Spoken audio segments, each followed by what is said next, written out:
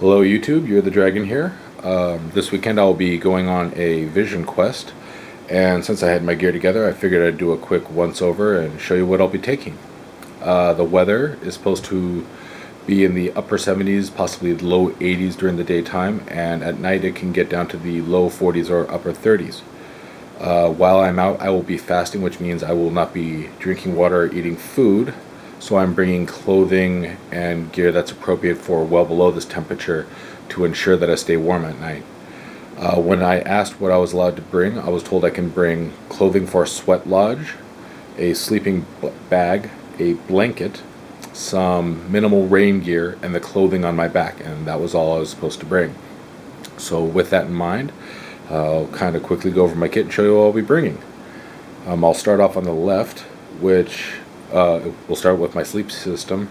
I am bringing a Enlightened Equipment Revelation X down quilt. I've only had this for a short while, but the times that I have used it, I've really enjoyed it. It's been a very good quality product. It's rated to 20 degrees. I got the wide cut because I am a side sleeper, and as I've been trying to go lighter weight, I also have tried to understand that having comfortable sleep is very important to that. So for the little minimal extra weight, I went with the wide cut.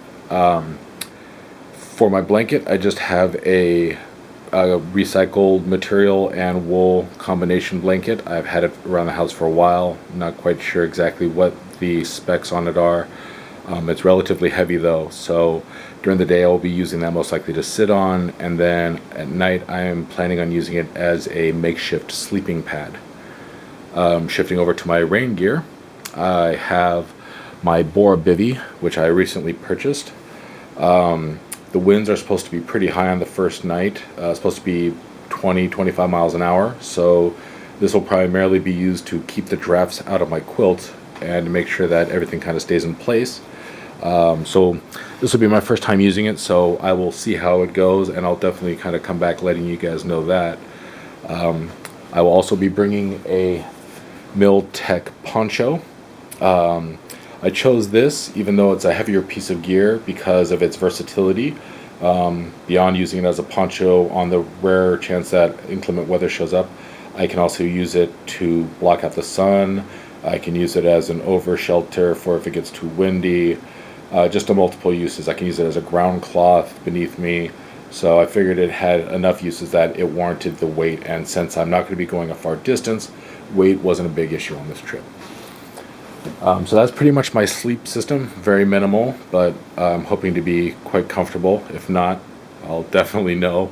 But now moving on to my clothing system.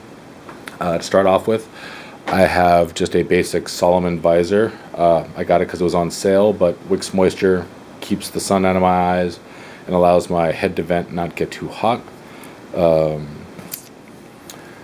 If it does get cold out, I have a Smart Wool beanie. Definitely one of a good piece of kit, merino wool. It's highly breathable, has temperature versatility. I've used this in mild conditions and I've used this in cold conditions, and it's worked flawlessly. It's a little bit long, so I can pull it over my eyes if I need to get a little bit more sleep in the morning. Then I have a shmeg or a kafaya, depending on where you first heard the term. It can be used to block out the sun, use it as a scarf at night, pillow, just multitude of uses. Put over my head to keep me blocked from the harsh sun, and then I can use it in conjunction with the hat to kind of make a drape for my neck to keep me from getting burned out there. So again, multi-use. Now I have a Stoic 150 weight merino bliss shirt. It's long sleeve, it has thumb loops, it's got a chest zip so I can vent off heat. Very comfortable, breathes very well. At first I didn't like the color, but I definitely like it now. It doesn't show dirt. It doesn't give off a lot of odor after I've been wearing it for a couple days. So definitely going to enjoy. This is one of my favorite pieces of equipment. Ever since I've had it, it's definitely been one of my favorite pieces. For windbreak, because as I said it's going to be windy, I have a Marmot Trailwind hoodie. You'll see that there are a couple of small burn holes in it. It works okay. You might not come up on camera, but the burn holes are from when I dry the material on a low setting, just from the zipper. So although I do really enjoy this as a layer, I appreciate a windbreak. I might not necessarily purchase this one again. If I did, I definitely will not dry it in the dryer.